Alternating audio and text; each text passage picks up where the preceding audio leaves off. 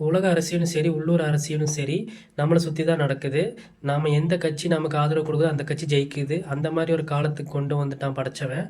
இப்போ நம்ம வந்து ரொம்ப கவனமாக நமக்கு எந்த கட்சி ஆதரவு கொடுக்குதோ அவங்கனால நமக்கு என்ன பயன் அப்படிங்கிறத பார்க்கணும்.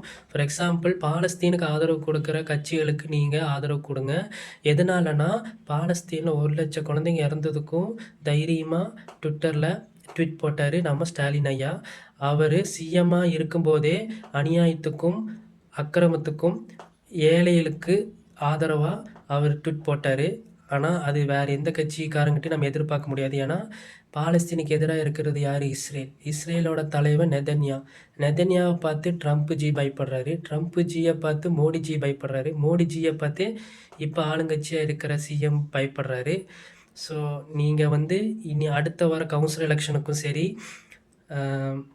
இது நேஷ்னல் எலெக்ஷனுக்கும் சரி, தெளிவாக நம்ம வந்து எப்போவுமே பாலஸ்தீனுக்கு ஆதரவு யார் கொடுக்குறாங்களோ அவங்களுக்கு தான் நம்ம ஆதரவு கொடுக்கணும்.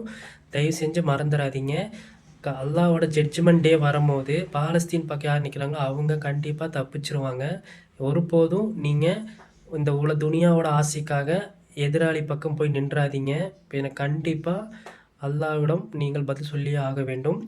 ஸோ இந்த விஷயத்த நல்லா மைண்டில் வச்சு இனி வரும் எலெக்ஷன்களை கவனமாக பாலஸ்தீனுக்கு ஆதரவு பண்ணுற கட்சிக்கு ஓட்டு போடுங்க. தேங்க்ஸ் ஃபார் வாட்சிங்.